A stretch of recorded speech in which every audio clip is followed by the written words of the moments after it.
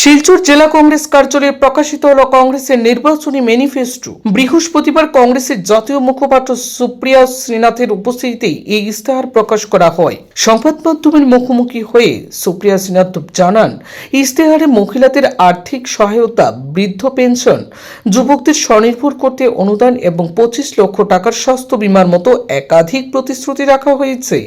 বর্তমান রাজ্য সরকারের বিরুদ্ধে দুর্নীতি ও বিভাজনমূলক রাজনীতির অভিযোগ তুলে সমালোচনা করেন কংগ্রেসের জাতীয় মুখপাত্র সুপ্রিয়া শ্রীনাথ। তিনি বলেন, অসমের মুখ্যমন্ত্রী বিভাজনের রাজনীতি ছাড়া মুখ্যমন্ত্রীর আরও কোনো কাজই নেই। তিনি আরও বলেন, শিলচর বিধানসভা কেন্দ্রে বিজেপি প্রার্থী রাজদীপ রায় পূর্বে সাংসদ হিসাবে একটি লজিস্টিক পার্ক তৈরির প্রতিশ্রুতি দিয়েছিলেন। সেই প্রকল্পের অগ্রগতি কোথায় গেল তা নিয়েও প্রশ্ন তুলেন তিনি। পাশাপাশি তার সাংসদ থাকাকালীন অবস্থায় উন্নয়নমূলক কাজের হিসাব জনগণের সামনে তুলে ধরার আহ্বান জানান তিনি। এদিনের সাংবাদিক সম্মেলনে উপস্থিত ছিলেন জেলা সভাপতি সচল আচার্যী, সৌম্যকান্তি পুরকায়স্থ সহ কংগ্রেসের অন্যান্য কর্মী সমর্থকেরা। किया गया था। कहां है ये मल्टी मॉडल लॉजिस्टिक्स पार्क? असलियत ये है कि जोगी घोपा वाला बनना शुरू हो गया और बराक वैली वाले का कुछ अता पता ही नहीं है। जब पार्लियामेंट में सवाल भी पूछा गया तो उन्होंने कहा ऐसा कोई प्लान नहीं है।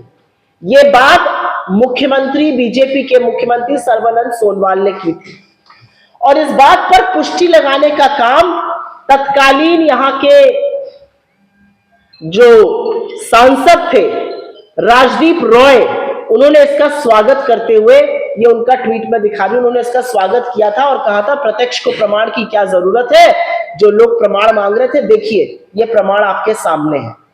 तो आज मैं उनसे पूछना चाहती हूं, आप सांसद रहे, उसके बाद यहां पे डिलिमिटेशन हुआ, रिजर्व कैटेगरी में सीट आ गई, आप अब एमएलए का चुनाव लड़ रहे हैं।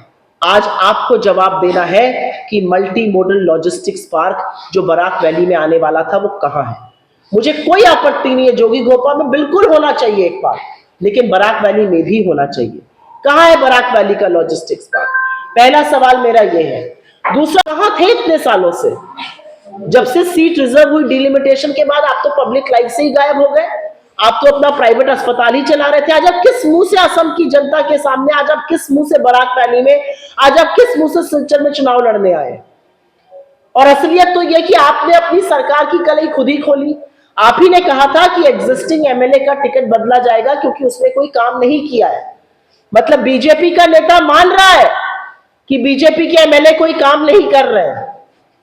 तो अगर बीजेपी का नेता यह बात मान रहा है तो फिर कैसे इनको वोट दिया जाए?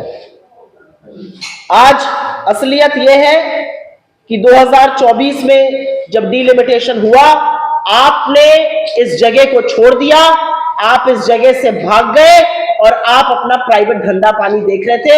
आज आप फिर से मैदान में हैं।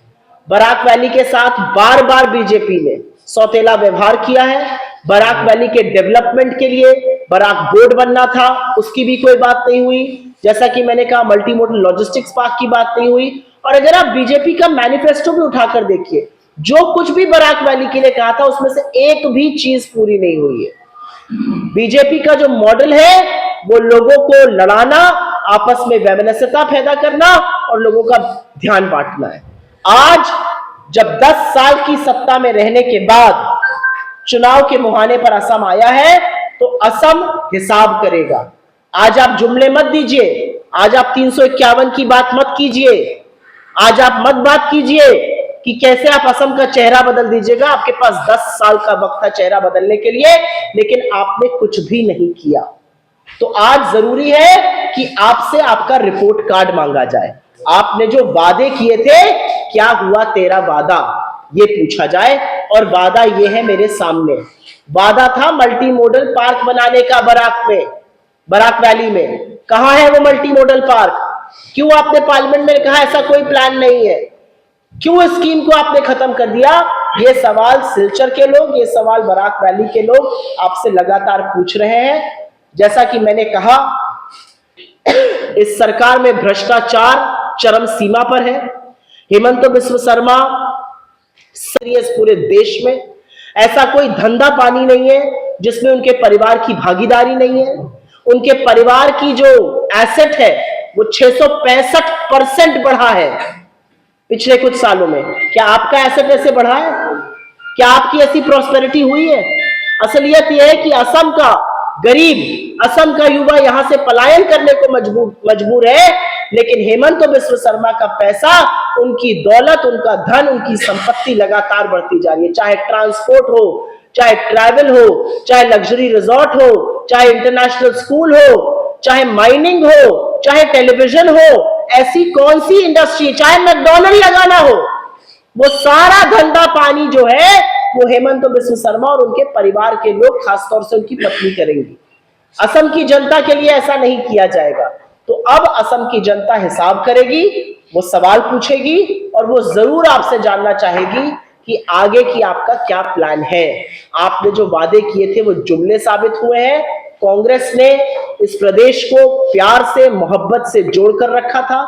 असम एक बहुत ही सुंदर गुलदस्ता है जहां पर हर वर्ग, हर जाति, हर धर्म के लोग रहते हैं और उनको जोड़ के रखने का काम कांग्रेस पार्टी ने किया था। हमारी सरकार बनेगी, हम ये काम फिर से करेंगे।